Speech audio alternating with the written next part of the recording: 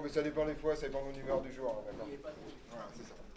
Donc, en tout cas, c'est le quatrième truc. Il y avait le truc sur la différenciation, le truc sur la dérivation et le truc sur les angles, si je me trompe pas. C'est ça. Voilà. Trigo, dérivation, différenciation. Voilà, c'est ça. Petit 4, et ça c'est un gros morceau. Alors, petite remarque, je sais que c'est dans un cahier qui est à part de vos cours. Ce cahier fait partie intégrante de vos cours. On est d'accord? C'est pas un truc genre machin chose. Il y a des choses simples dedans. Enfin, disons que les choses qui étaient dedans jusqu'à présent étaient simples et des rappels, c'est terminé. Ça commence maintenant.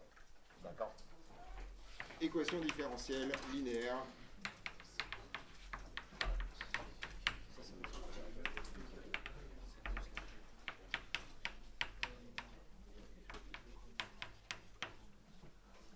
Du premier rang. Quoique, est-ce que je fais un gros bloc? Ouais, je fais non. Enlever du premier rang. Linéaire. Ouais. Vous allez le faire en maths. Vous allez le faire en maths. Vous allez le faire en physique. Vous allez le faire en SI. Vous allez le faire en français. Vous allez le faire en anglais. Vous allez le faire en sport, quoi.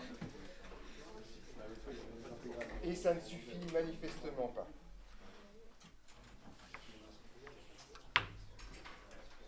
Bien. Alors, le principe de la physique de manière très générale, en fait, vous avez un peu toujours deux perspectives. Vous avez la perspective qu'on va appeler, que moi j'appelle la perspective de thermodynamicien. C'est-à-dire, grosso modo, vous connaissez l'état initial, vous cherchez l'état final, et ce qui se passe entre les deux, bon, on s'en fout un peu. Autrement dit, l'aspect temporel du problème ne vous intéresse pas. D'accord? Ça, c'est une perception énergéticienne en général, de dire, ok, on avait des contraintes au départ, on a forcément quelles contraintes à l'arrivée. Donc ça, c'est tout ce qui se passe quand vous appliquez des théorèmes du type théorème d'énergie mécanique en mécanique. Tous les théorèmes de conservation de l'énergie, souvent, vous mettez de côté l'aspect temporel du problème. Vous faites ça tout le temps en chimie, par exemple. En chimie, quand vous avez fait un peu de chimie dans votre vie, vous partez d'un état initial, vous calculez l'état final, d'accord? Et vous ne savez pas combien de temps ça a pris. Ça, c'est l'aspect, donc, en général, voilà, thermodynamique, on va dire. État initial, état final. Bien sûr, ce qui nous intéresse beaucoup, et ça va être vrai d'énormément de domaines, l'électrocinétique, la mécanique, c'est la dépendance temporelle des trucs. Autrement dit, comment les grandeurs évoluent en fonction du temps. Alors bien entendu, vous, depuis que vous êtes bébé, vous savez, grosso modo, que vous avez une relation très simple entre, par exemple, la distance parcourue et la vitesse. Vous savez que la distance parcourue, c'est la vitesse fois le temps. D'accord? Sauf si la vitesse varie. D'accord? Auquel cas, bah là, vous ne savez pas, ça ne marche pas. On est d'accord? Comment on fait? Là, c'est pas très compliqué. On prend en fait un petit intervalle de temps dt. Comme cet intervalle de temps est très petit, la vitesse ne va pas varier pendant ce temps dt, et vous pouvez dire que la distance dx que vous avez parcourue, c'est la vitesse à l'instant t multipliée par dt. On est d'accord? Vous n'écrivez rien pour l'instant, mais voilà. Donc ça signifie que, grosso modo, ma distance parcourue dx, c'est la vitesse multipliée par dt. D'accord? De là à dire qu'on a retrouvé que v c'est dx sur dt, il n'y a qu'un pas, que je franchirai allègrement en mécanique. D'accord? Voilà. On est d'accord là-dessus? Autrement dit, à chaque fois que vous allez commencer à vous intéresser à l'aspect temporel d'un problème, vous allez forcément faire popper des dérivés dans cette histoire. Ça, c'est la première phase. Mais a priori, vous pouvez vous dire, bon, voilà, c'est pas vraiment un problème. Mais imaginons par exemple que votre dérivée dépende elle-même de votre avancement. Il y a un exemple que j'aime bien qui est un peu absurde, mais je trouve qu'il est très parlant. Imaginez, donc, voilà, parmi vous, il y a des gens qui ont le permis, on est d'accord, voilà, mais vous n'êtes probablement pas encore majoritaire à avoir le permis dans cette classe, et donc vous avez forcément des amis un peu parasites sur le sujet qui vous utilisent comme conducteur ou comme conductrice pour aller quelque part, d'accord, voilà. Et comme vous êtes structurellement gentil, vous le faites même quand ça vous fait vraiment chier. Et donc, imaginez, donc on est samedi soir, tranquillement, et vous avez trois potes à vous qui vous ont dit « Tu vas nous amener une soirée qui a l'air hyper sympa, ça va être très cool. » Et vous, vous avez qu'une seule idée, c'est de pas y aller. Sauf que qui conduit? C'est vous. Et donc, vous allez faire un truc très rigolo, vous allez faire la chose suivante, vous allez en fait essayer de décourager vos amis, mais sans leur dire. Vous n'aimez pas le conflit non plus, vous êtes gentil, quoi, globalement. D'accord? Et donc, vous allez partir avec votre voiture, vous allez regarder comment ça se passe, et vous allez faire la chose suivante, vous allez descendre votre vitesse au fur et à mesure, de telle sorte que le temps qui vous reste à faire soit toujours le même. C'est-à-dire qu'à chaque fois que vos amis vont dire, bon, on arrive dans combien de temps, vous direz, bah, dans 1 heure. Quelle que soit la distance que vous avez déjà parcourue. Vous voyez la fourberie, d'accord? Si on écrit ça très très clairement, en fait, c'est pas très compliqué, vous avez une distance d à faire, d'accord? On peut appeler x la distance que vous avez déjà parcourue, d'accord? Et en fait, vous savez que le GPS lui fait une projection à vitesse constante, d'accord? Donc en fait, le temps qui vous reste, qu'on va appeler taux, c'est tout simplement la distance qui vous reste à parcourir, d moins x, divisé par la vitesse que vous avez à cet instant-là, d'accord? Si vous réorganisez tout ça, ça vous raconte que taux multiplié par dx sur dt, c'est égal à d moins x. Autrement dit, que taux dx sur dt plus x est égal à d. Ceci, mesdames et messieurs, les yeux ébahis, est une équation différentielle linéaire du premier ordre à coefficient constant et à second nombre constant. Voilà. Pourquoi c'est une équation différentielle? Parce que vous voyez que ici, votre inconnu, c'est quoi? Donc l'idée, c'est, si vous reprenez la question, c'est comment vous devez conduire pour que ça marche. Donc votre inconnu, c'est x, de laquelle on pourra ensuite dériver pour trouver la vitesse. D'accord? Donc votre inconnu, c'est x, mais x, ça a quoi comme nature? Hein? Une fonction. Et donc là, vous passez à un niveau d'abstraction carrément plus élevé que ce que vous avez fait jusqu'à présent. Vous tombez sur des équations, c'est-à-dire typiquement des relations d'égalité, que vous devez résoudre. Mais ce qui vous intéresse de trouver, ce n'est pas une valeur ou plusieurs valeurs, puisqu'on vous a appris qu'il y a des équations qui ont plusieurs solutions, c'est quoi cette histoire? Déjà pour commencer.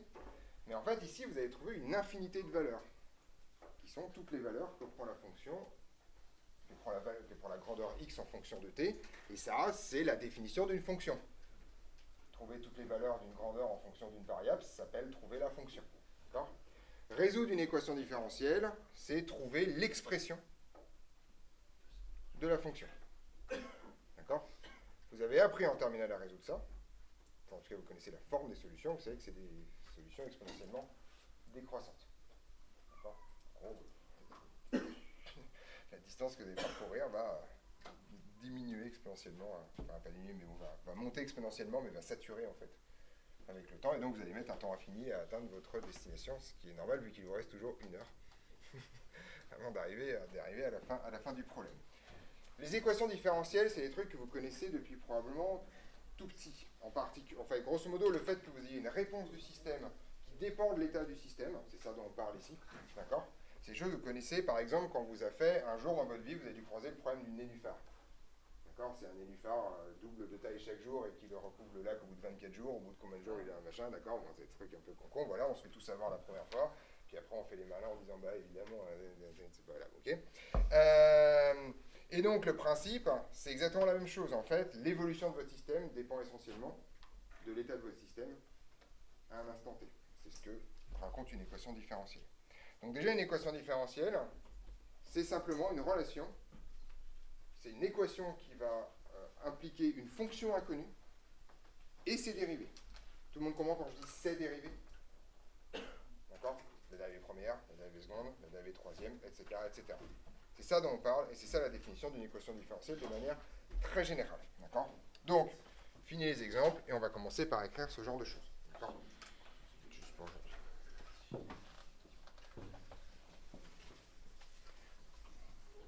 À l'attaque, du verre, à la rescousse, et on est parti. Donc, on appelle équation différentielle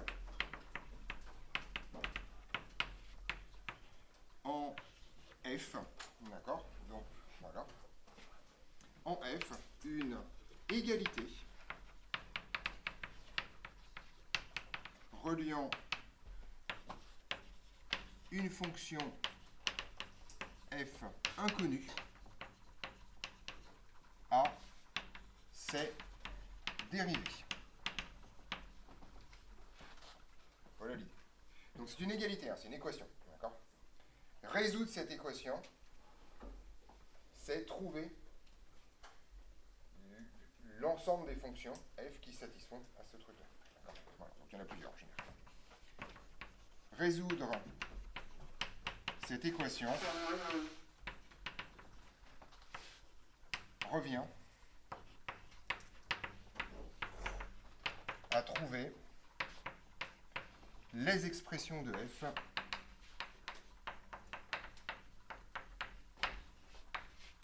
qui vérifient cette équation.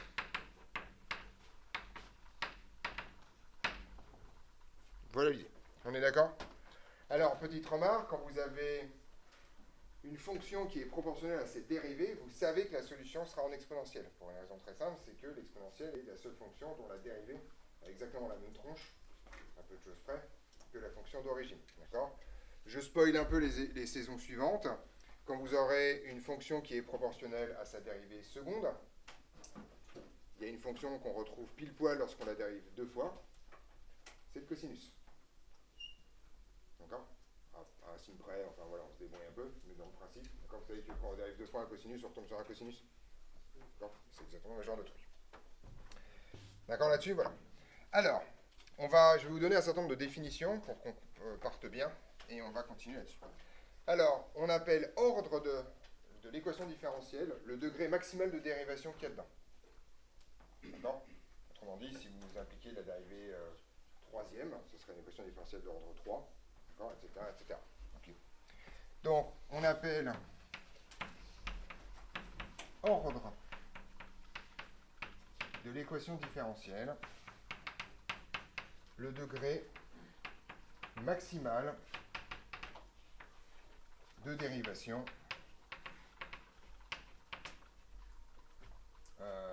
de f présent dans l'équation. Il faut prendre quelques exemples si ce n'est pas très clair, mais vous allez voir que ce n'est pas très très compliqué. Si par exemple vous avez dx sur dt plus ax égale 0, ça c'est de quel ordre? Déjà, qui est la fonction inconnue? X, c'est de quel ordre? Non, ordre 1. Si vous avez la dérivée troisième de x par rapport au temps, ouais, j'ai changé de truc, je vais mettre y, tiens, plus la dérivée de y par rapport au temps avec un petit b devant, plus cy est égal à, j'en sais rien, moins 0, c'est un ordre quoi ça? Un ordre 3. Donc à chaque fois, je mets la fonction inconnue. Je mets un troisième exemple juste pour que vous tombiez dans le piège une fois. Donc attention, il y a un piège. Voilà, ça va de réfléchir. D'accord. Dérivée seconde de f par rapport à x plus df sur d plus a fois df sur dx est égal à, j'en sais rien moi, est égal à grand K. Quel ordre? Ouais. Ordre 1 en df sur dx. D'accord. Autrement dit, votre fonction inconnue ici n'est plus f, mais df sur dx. Et c'est une équation différentielle d'ordre 1, puisque le dérivé de df sur dx maximal, c'est 2. D'accord? La dérivée, c'est la dérivée seconde. On est clair? Voilà. Ou si vous posez y égale df sur dx, c'est une équation différentielle d'ordre 1 en y. C'est juste celui-là, histoire que vous tombez dans le panneau une fois. Enfin, vous voyez le panneau une fois dans votre vie, vous ne tombez pas dedans. Vous voyez que allègrement, je change les notations. En maths, vous verrez beaucoup de dérivations par rapport à x, qui est le nom typique de l'inconnu en maths. En physique, et je vais me limiter à ça pour toute la suite, ce qui nous intéresse essentiellement les équations différentielles sont les dépendances temporelles. Donc chez moi, ma variable, elle s'appellera t, quoi qu'il arrive, comme le temps. Petite remarque également, toutes mes grandeurs sont dimensionnées, en particulier celle de ma variable, d'où le fait que je mets des coefficients partout pour que ce truc-là soit homogène. D'accord? En particulier, on va faire un petit exercice d'homogénéité. Quelle doit être la dimension de B? Si T est un temps. Ouais. Il faut que B soit en seconde moins 2. Exactement. Tout court. B doit être l'inverse d'un temps au carré, ici. Tout simplement parce que vous voyez qu'il y a du y partout, donc grosso modo la dimension de y n'a pas d'impact dans cette histoire. D'accord? Mais vous voyez qu'ici vous avez la dimension de y divisée par un temps au cube. Ici la dimension de y divisée par un temps à la puissance 1. Et donc B doit être l'inverse d'un temps au carré pour que ce soit homogène. Oui? Ouais, c'est que oui, que la dimension de y n'a pas d'importance, on a la dérivée troisième de y. Ouais, mais c'est le D qui occupe pas le y. Ah, ok. D'accord. Donc tout ceci c'est en y sur une puissance de t. Donc pareil, C devrait être en quelle dimension? Ouais, ça va être sur moins 3, effectivement, l'inverse d'un temps au cube pour que ça marche avec ça. On est d'accord là-dessus? Voilà. Donc en maths, monsieur Lévy qui manipule que les trucs à dimensionner, donc il s'en foutra complètement. Mais chez nous, c'est un peu. Ça pique un peu quand même de faire ce genre de truc. D'accord? Quand on joue les équatifs en maths, je suis à dire. Ça va pas. Chacun ses problèmes. On est d'accord là-dessus sur ces équatifs? Voilà. Alors, je vous ai donné que les équations différentielles, gentilles ici, d'accord? Toutes celles-là, on sait les résoudre, en fait. Et ça tombe bien parce qu'en fait, les équations différentielles, on ne sait pas en résoudre des milliers. Et on va juste apprendre celles qu'on sait résoudre. Voilà, c'est les équations différentielles linéaires. Ouais. Bah parce que df sur dx est dérivé qu'une seule fois. F est dérivé 2 fois. Il n'y a jamais f dérivé 0 fois. C'est aussi un ordre 2 en f si on veut, mais c'est plus facile. Plus l'ordre est petit, plus facile à résoudre. Et donc, voilà. Donc tu peux l'avoir comme une équation différentielle très particulière d'ordre 2 en f, mais il est plus intelligent de l'avoir comme une équation différentielle d'ordre 1 en df sur dx. Voilà. Salut. Mais effectivement, Petite remarque, une fois qu'on est lancé, ça c'est une équation différentielle d'ordre 4 en n'importe quelle primitive de y. D'accord, on peut vraiment jouer sans aucune forme de problème là-dessus. Je raconte quoi? Ok. Alors, on est parti, et c'est là-dessus que je vais terminer. On dit qu'une équation différentielle est linéaire, d'accord, si elle se met sous une forme très particulière, qui est la suivante.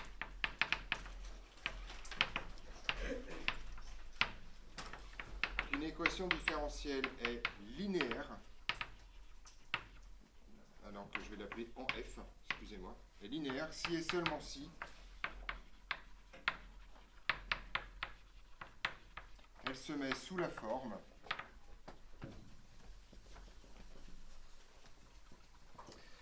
alors an fois la dérivée nième de f par rapport au temps plus a1 10 k dérivée kème de f par rapport au temps plus a1 df sur dt plus a0f est égal à un gigantesque truc que je vais appeler grand S de t. En gros, il faut que les dérivées de f ne soient soumises à aucune autre opération que la multiplication par un réel. D'accord? Pas de carré, pas de racine, pas de cosinus, pas de machin. Vous ne maltraitez pas les dérivées. D'accord? Elles sont juste multipliées par un réel. On va donner des exemples surtout de non linéaires pour envoyer la gueule que ça. On va prendre des exemples. Donc par exemple, si j'écris un truc du type df sur dt plus tau fois f est égal à, je sais pas moi, a cosinus de oméga t, est-ce que cette équation est linéaire? Donc vous voyez que s de t est de ce côté-là, ça on s'en fout, d'accord? Et là vous voyez que f est multiplié par tau, là c'est multiplié par 1, ce truc-là est linéaire sans aucune forme de problème. D'accord? Celle-là elle est linéaire. Si par exemple je vous donne une autre équation différentielle qui serait celle-là par exemple.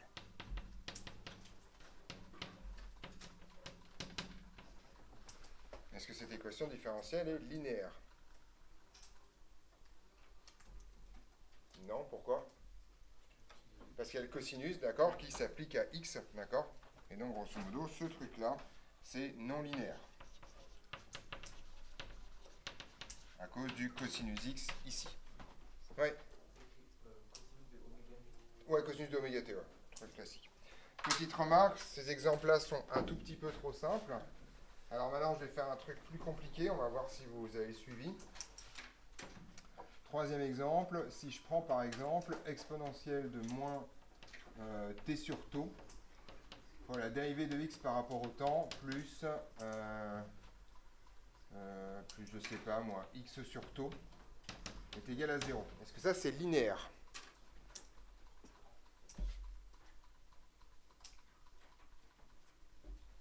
Oui, non? Oui. Il y a combien de oui? Qui vote oui? Qui vote non? C'est la démocratie, on ne sait pas. Alors, des arguments? Oui. Oui. Et la dérivée?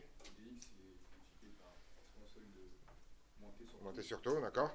En gros, sur la dérivée en tant que telle, il n'y a pas d'opération bizarre, d'accord. Certes, le truc qui est devant dépend du temps, il y a une tronche compliquée, mais ça, c'est linéaire quand même, d'accord. Donc ça, c'est linéaire.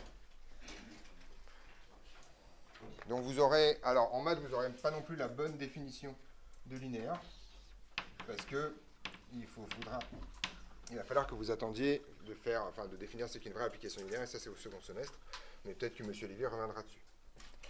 D'accord? Voilà. Alors, pour une équation différentielle linéaire, et uniquement pour celle-là, il y a du vocabulaire associé. Les A, K sont appelés les coefficients, et S de t est appelé le second membre. Dans ce cas, les AK sont appelés coefficients,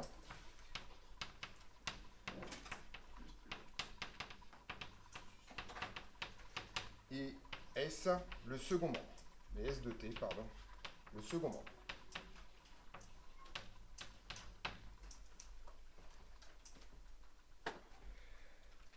Et dernière phrase avant que vous ne partiez, dans toute la suite, qu'on reprendra demain pour 1 heure aussi, d'accord, on ne s'intéressera qu'à des équations différentielles linéaires à coefficient constant, d'accord, c'est-à-dire pas ça, mais ça, ou ça, et à second membre constant. Autrement dit, pas ça non plus. D'accord. Oui. Tout simplement parce que c'est les seuls qu'on sait résoudre facilement. Facilement. Avec tous les numériques, ça. Dans toute la suite, on se limite aux équations différentielles linéaires à coefficient constant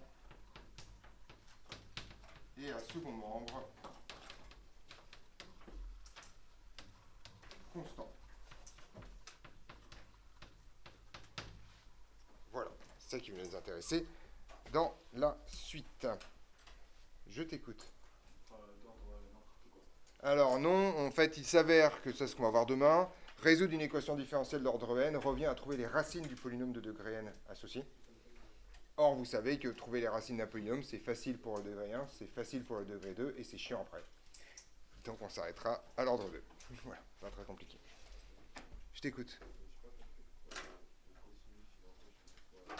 Parce que le cosinus s'applique à x. Et ceci n'est pas un opérateur linéaire. En gros, si vous voulez, la vraie raison, un opérateur linéaire, en fait, vous connaissez les fonctions linéaires, vous avez vu ça en 3e, d'accord? Pour vous, une fonction linéaire, c'est une fonction affine qui passe par l'origine. D'accord? Les équations de type y égale à x. De manière générale, un opérateur linéaire, c'est un opérateur de telle sorte que, si j'appelle cet opérateur O par exemple, O de x plus y, c'est O de x plus O de y, et O de lambda x, c'est lambda O de x. C'est ça qu'on appelle un opérateur linéaire. Vous en connaissez plusieurs, vous connaissez le produit scalaire, qui est linéaire, et surtout, vous connaissez la dérivation, d'accord, qui est un opérateur linéaire, et la multiplication par un réel, qui est un opérateur linéaire, par règle de factorisation. En gros, une équation différentielle est linéaire si sa partie non second membre n'est soumise, enfin si toutes les dérivées des fonctions ne sont soumises qu'à des opérateurs linéaires.